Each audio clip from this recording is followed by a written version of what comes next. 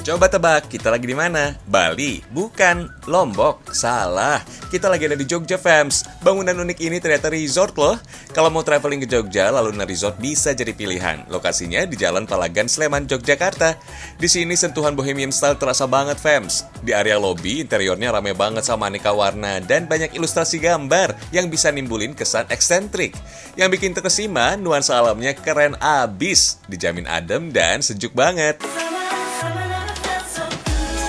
Konsep gypsy alias bohemian style emang unik banget di sini. Total ada 12 ruangan yang bisa kalian reservasi.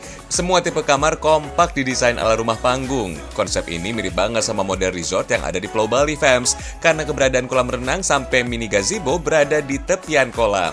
Untuk kamarnya, mulai dari dekorasi sampai perabotannya masih lekat dengan konsep bohemian.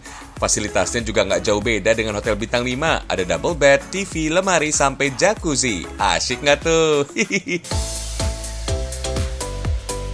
Ngomongin bohemian, erat kaitannya dengan pernak-pernik bergaya etnik, fams, seperti lukisan unik dan kerajinan makrem.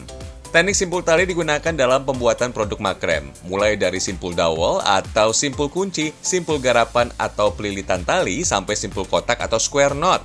Rangkaian tali ini dibuat sesuai bentuk yang diinginkan loh, fams. Oh ya, kata makrem berasal dari Spanyol, fams. Istilah ini dari serapan bahasa Arab, yaitu migrama, artinya hiasan tangan atau anyaman.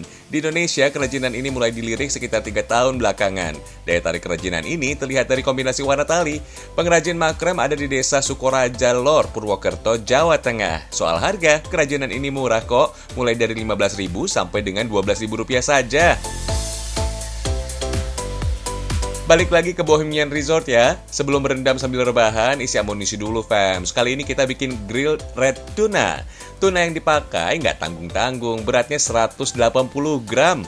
Untuk pendampingnya ada kentang dan sayuran. Cukup taburkan tuna dengan garam, oregano, dan black pepper. Terakhir, lumuri tuna dengan olive oil. Adanya penambahan oregano dan olive oil bisa bikin rasa dan aroma wanginya makin keluar, fams. Tinggal panggang tunanya aja deh. Saat masak tuna nggak disarankan untuk dibolak-balik agar nggak hancur. Tunggu sampai 20 detik, ikan tuna siap dibalik. Nah, tandanya kalau ikan tuna masih juicy, kelihatan dari keluarnya cairan putih ini. Nggak pakai lama, ikan tuna dengan kematangan medium rare siap diangkat, fams. Lanjut bikin menu pendampingnya. Cukup kentang mini yang sudah dipanggang dan krim. Aduk-aduk. Si tuna bakal makin jos kalau dimakannya pakai siraman pesto. Beres deh. Fams, makan di tepi kolam gini mirip-mirip lah ya, kayak lagi mantai di Bali. Nuansa alamnya dapat, pemandangannya juga cantik, perut juga kenyang.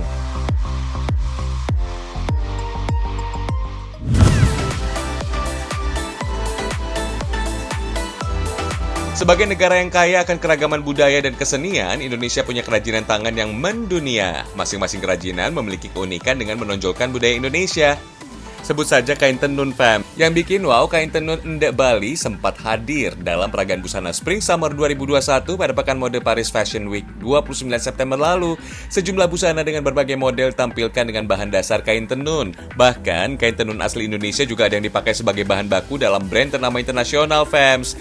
Menurut para desainer, tenun Indonesia dianggap barang berharga karena hasil buatan tangan alias handmade. Wah, jadi bangga deh. Sama dengan bangganya kami karena Transmedia sudah menemani kalian selama 2 dekade untuk mencerdaskan anak bangsa. Kalau di Nusantara ada juga nih sneaker buatan dalam negeri yang gak kalah ciamik. Nuansanya kental sama kearifan lokal. Sneaker ini spesial pakai kain tenun, jadi layak disebut sneaker etnik ya, fams. Sneaker tenun ini bukan pabrikan, tapi asli masih homemade. Yang memproduksi adalah warga Ciomas, Bogor, Jawa Barat. Kalau biasanya identik dari Nusa Tenggara dan Toraja, kain tenun pada sneaker etnik ini justru dari Jepara, Jawa Tengah. Sejarahnya, kain tenun Jepara awalnya dijahit khusus sebagai pelengkap pakaian raja. Lama-kelamaan, menenun di Jepara jadi tradisi turun-temurun. Oh iya, kain tenun Jepara memang pas banget dibuat jadi produk fashion kekinian karena punya sentuhan yang modern, fams. Motif-motifnya kontemporer abis. Tapi sneaker yang ini nggak 100% dari tenun, tetap ada bahan kulit sintetis yang jadi tambahannya.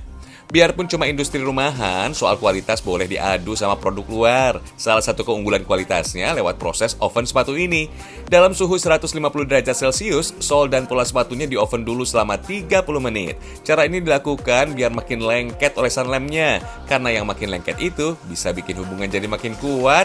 Hai mati. Rilis sejak 4 tahun yang lalu, sneaker etnik ini udah go internasional fams. Sebut saja negara Hong Kong dan Korea Selatan yang pernah jadi sasaran marketnya. Bayangin aja, sepatu etnik cakep ini bisa diproduksi 30 pasang setiap harinya. Dulunya, sneaker jadi bagian dalam budaya hip-hop dan juga rock and roll fams. Kalau zaman now, sneaker bisa dipakai semua kalangan, segala momen, dan segala gaya. Biarpun kelihatannya sporty abis, sneaker etnik ini justru nggak matching kalau dipakai olahraga. Kalau buat jalan-jalan sih, masih aman lah.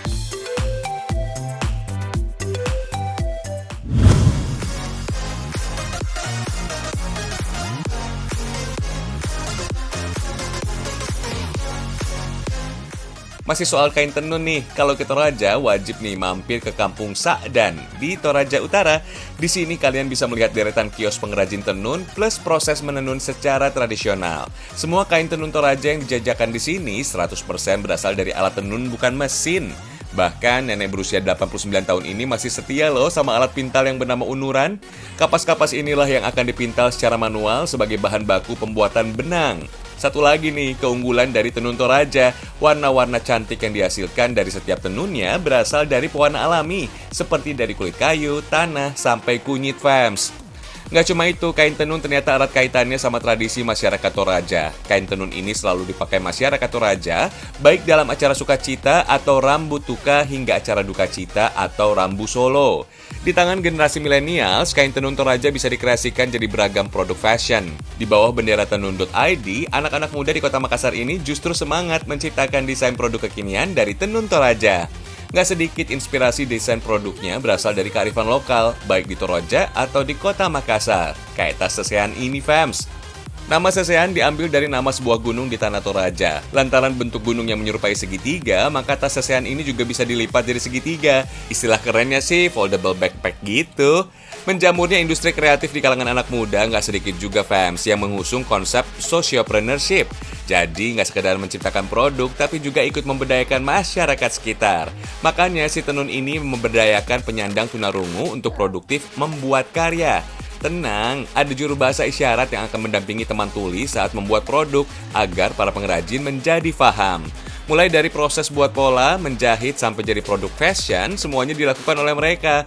Pokoknya setiap proses produksinya selalu didampingi oleh juru bahasa isyarat, apalagi di tahap quality control kayak gini. Tas sesean ini ternyata nggak sepenuhnya pakai kain tenun. Ada perpaduan antara tenun Toraja dengan kanvas berjenis quill yang dinilai lebih kuat dan punya banyak varian warna. Yang spesial dari tas sesean ini adalah penggunaan kain tenun Toraja berjenis paramba. Tenun paramba termasuk dalam tenun tertua di Toraja fams dan identik dengan kombinasi warna-warna yang cerah. Sayangnya, zaman now kayak gini udah langka banget nih pengrajin di Toraja yang mau menenun kain paramba. Tuh, lihat, kece banget ya produk-produknya. Khususnya desain tas buat cewek, ada model tas serut, dan clutch bag bernama Lima ini fams. Nama Lima terinspirasi dari bahasa Makassar limang yang berarti tangan. Makanya pas banget jadi nama si clutch bag yang wajib dipegang tangan. Nggak cuma produk buat cewek, ada juga dong produk buat cowok-cowok kayak waist bag dan tas sesean. Nggak ada lagi ya kesan old school pakai kain tradisional di berbagai acara. Desain yang modern abis plus sentuhan etnik kayak gini sukses membawa produk fashion tenun merambah pasar dunia. Mulai dari Singapura, Manila, Australia, sampai Inggris. Juara deh! Yang nggak kalah kerennya, hasil keuntungan dari setiap penjualan produk bakal disisihkan untuk membuka kelas bahasa Indonesia bagi para teman tuli. Kelasnya gratis, tis-tis!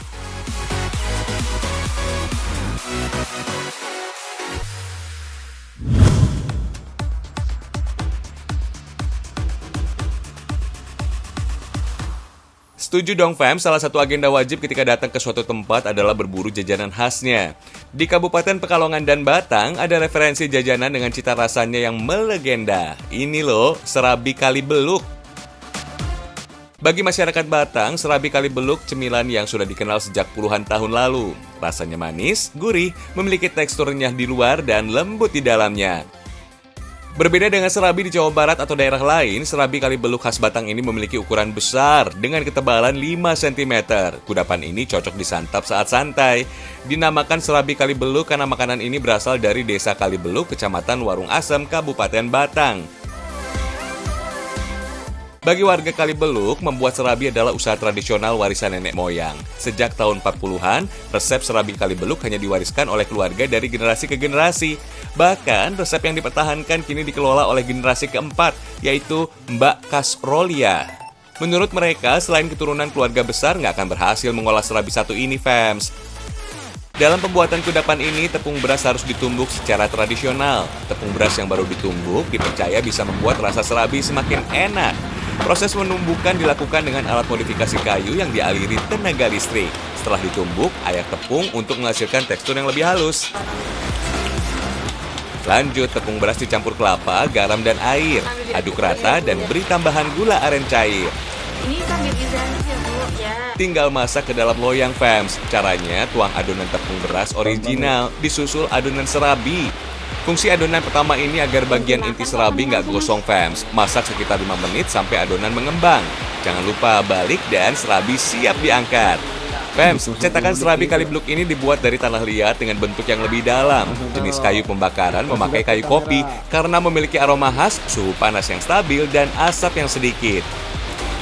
Kalau sudah matang, angkat dan tiriskan. Dalam sehari ada 60 serabi yang diproduksi, fams. Gak cuma jadi cemilan aja, serabi Kalibeluk kerap dijadikan sebagai hantaran saat lamaran sampai sajian buka puasa. Harganya cukup terjangkau, hanya Rp13.000 saja. Serabi Kalibeluk tahan selama 2 hari dalam suhu ruangan. Kalian bisa dengan mudah mendapatkan jajanan ini di pasar Kalibeluk, fams. Jangan lupa dicoba. Dari Pekalongan juga nggak mau kalah, fams. Jajanan legendaris dari kota batik ini namanya apem kesesi. Berada di Desa Kesesi, Kecamatan Kesesi, Kabupaten Pekalongan, kalian bisa melihat proses pembuatan kudapan satu ini, fams. Mak Tursinah ini sudah membuat apem kesesi sejak 30 tahun yang lalu. Rasanya manis dengan aroma pincuk atau daun pisang. Teksturnya juga lembut dengan sensasi sedikit asam karena adanya hasil fermentasi gula kelapa.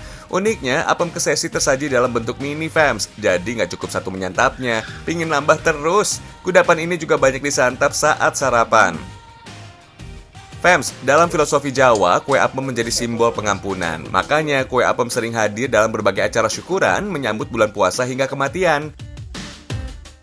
Di Jawa Barat, kue apem bermakna kebersamaan, serta sajian tolak bala yang dibagikan ke tetangga untuk dimakan bersama. Meski dikenal sebagai kue syukuran khas Jawa, kue apem ternyata berasal dari India.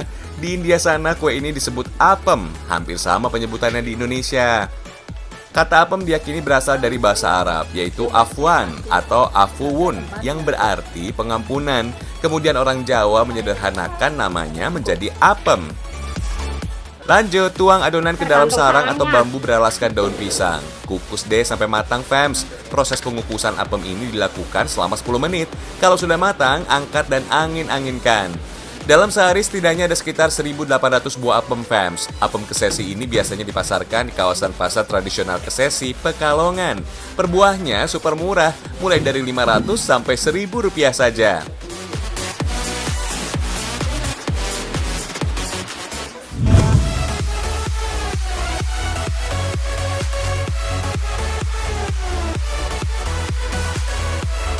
Kalau dilihat dari bentuknya kayak rice bowl gitu, tapi ini daging barbecue versi merakyat.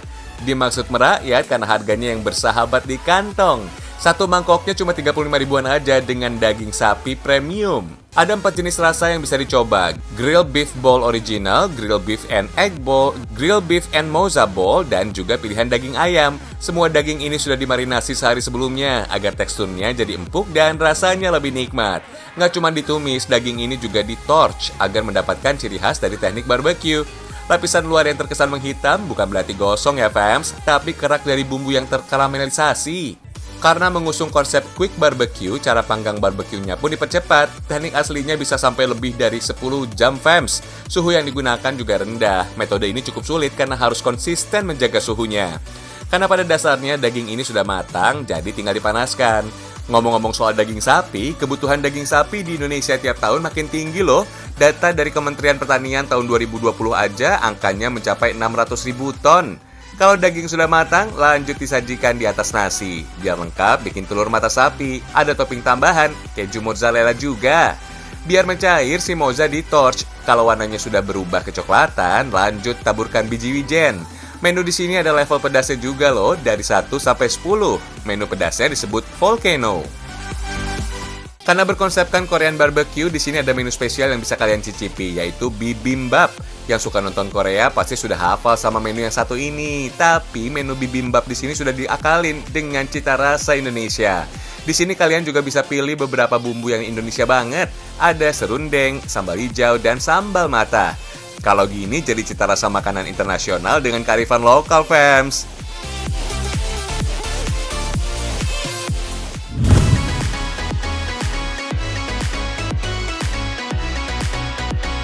Eksplorasi kuliner Nusantara memang gak ada habisnya, fams. Sajian berbahan daging ini dikenal sebagai kuliner turun-temurun. Ini dia sego otot, sajian kegemaran masyarakat Kabupaten Batang, Jawa Tengah. Cita rasanya nikmat selangit, dengan bumbu rempah yang menggigit, gurih, pedas manis, dan tekstur otot sapi yang lembut.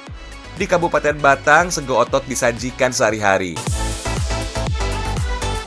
Agar teksturnya lunak, bagian otot sapi, tulang, dan daging direbus selama 40 menit.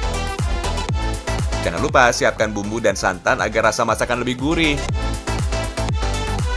Ngomongin santan, coconut milk ini memang kerap dipakai dalam pengolahan masakan Nusantara. Hal ini nggak lepas dari pengaruh nenek moyang orang Indonesia yang begitu dekat dengan pohon kelapa yang mudah dijumpai dimanapun.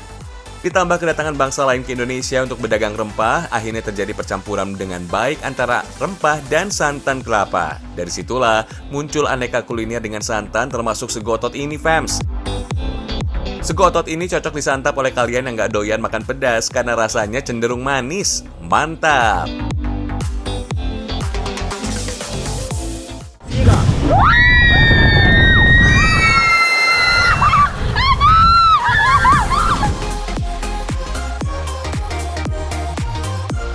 Di Sumatera Barat punya 2 danau yang masuk ke dalam daftar danau terbesar di Indonesia. Salah satunya Danau Singkarak. Berbeda dengan danau lain yang ada di Indonesia, fams, kalian bisa menikmati keindahan danau ini sambil uji nyali dengan mencoba berbagai wahana unik dan ekstrim dari ketinggian. Wahana ini terletak di Bukit Barisan yang berada di Kecamatan Koto Singkarak, Kabupaten Solok, Sumatera Barat. Nggak cuma Danau Singkarak aja, dari sini bonusnya pengunjung bisa melihat Gunung Merapi, Gunung Singgalang, dan Gunung Talang sekaligus. Tempat wisata ketinggian yang dibuka sejak awal 2021 ini memiliki kurang lebih 20 wahana permainan, fams. Ada apa aja sih yang seru? Yang pertama dan pernah viral di sosial media ada perosotan pelangi, fams. Sesuai namanya, wahana seluncur ini punya warna indah bak pelangi. Wahana ini termasuk wahana paling baru di Bukit Cinangkiak, fams. Wahana ini berupa seluncuran yang landai dengan warna-warni sangat mencolok. Sekilas terlihat seperti pelangi yang sangat besar ya. Wahana ini punya antrian yang paling panjang dibandingkan wahana lain karena disukai muda-mudi yang suka hunting foto. Cocok loh diunggah di sosial media. Gak perlu takut ya, perosotan pelangi ini aman digunakan, baik untuk anak-anak atau orang dewasa kok. Makin terasa aman lagi karena ada petugas yang berjaga. Selanjutnya ada Biang Lala, fams. Dari puncak tertinggi Biang Lala, pengunjung bisa melihat landscape, pepohonan, pegunungan, dan beberapa wahana lainnya yang ada di sini. Sebenarnya kata Biang Lala artinya pelangi loh. Banyak juga yang menyebut dengan kata kinciria. Dulu permainan satu ini dikenal dengan nama Pleasure Wheels, yang artinya kincir kebahagiaan. Meski permainan ini diperkirakan sengaja dibangun untuk menyaingi Menara Eiffel, ternyata Biang Lala sudah ada sejak tahun 1620 di Turki, fams. Wah, udah tua juga ya usianya. Kalau judulnya adrenalin, yang satu ini nggak boleh ketinggalan nih, roller coaster. Kalian harus siap dipontang-panting dengan panjang lintasan sejauh 800 meter. Wahana sebesar 40 meter. Roller coaster ini punya kecepatan 7,4 km per jam. Makanya kalian yang mau naik wahana ini nggak boleh sembarangan orang. Anak di bawah 120 meter, ibu hamil dan menderita penyakit jantung, jangan sesekali mencobanya. Soalnya bisa bahaya tuh. Selanjutnya ada Launch Tower Fams. Meskipun terlihat sepele, dijamin bisa bikin dagdikduk deh. Permainan yang berasal dari Amerika Serikat ini memiliki ketinggian sekitar 55 meter, fams. Cara Launch Tower memacu adrenalin dengan cara melontar pengunjung ke atas dengan kecepatan sekitar 100 km per jam. Setelah itu, pengunjung dijatuhkan dengan daya gravitasi bumi, yaitu sekitar 60 km per jam. Duh, jantung rasanya masih tertinggal di atas, fams. Ngomongin liburan, wisata ekstrim dan menantang menjadi kegemaran wisatawan, fams. Makin banyaknya tempat wisata adrenalin yang lengkap dengan pemandangan alam, ternyata baik untuk kesehatan loh, mulai dari mencegah penuaan sampai penyakit jantung.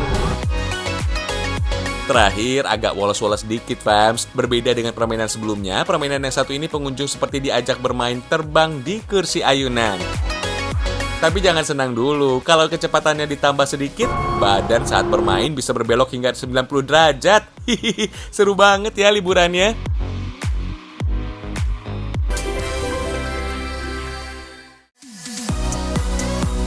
Gak terasa ya fams, sudah 2 dekade Trans 7 menemani kalian. Kami masih terus bersemangat untuk mencerdaskan anak bangsa dengan karya.